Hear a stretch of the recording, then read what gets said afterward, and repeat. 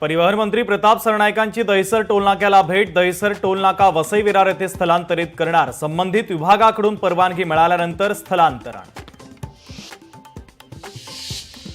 सुरतमध्ये VIP दारू पार्टीवर छापा। पोलिसांनी उधळून लावली दारू पार्टी, तर उद्योगपती समीर शाहच्या मुलाची पोलिसांशी बाचाबाची। मंत्री राधाकृष्ण विखे पाटील छगन भुजबळ यांच्यासोबत करणार चर्चा। दिवाळीनंतर ओबीसी शिष्टमंडळासोबत करणार चर्चा। सचिन घायवळची शिक्षकाच्या नोकरीवरून हकालपट्टी। कर्वेनगरमधील नामांकित शाळेमध्ये सचिन स्पोर्ट शिक्षक म्हणून होता कामावर। शाळेच्या प्रशासनाकडून करण्यात आली कारवाई। सिडको घरांच्या किमती कमी करण्यासाठी बॅनरबाजी। नवी मुंबईमध्ये सिडको घरधारकांनी लावले बॅनर। बॅनरबाजीतून घरांच्या किमतींचा थेट मुख्यमंत्र्यांना सवाल।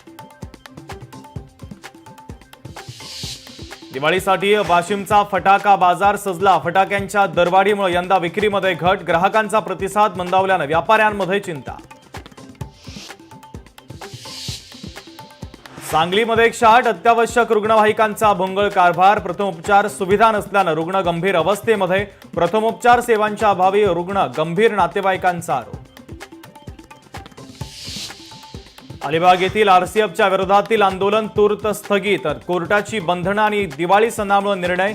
लवकरच जिल्हाधिकारी कार्यालयाच्या समोर आमरण उपोषण करणार। आमदार महेंद्र दळवींची घोषणा।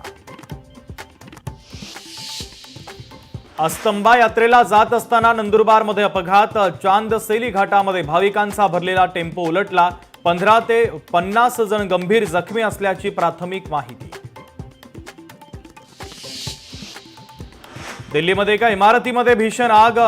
विशंबर दास मार्गावरील ब्रह्मपुत्र इमारतीमध्ये आग, तर संसद आग विझवण्यासाठी अग्निशमन दलाची पथकं घटनास्थळी दाखल।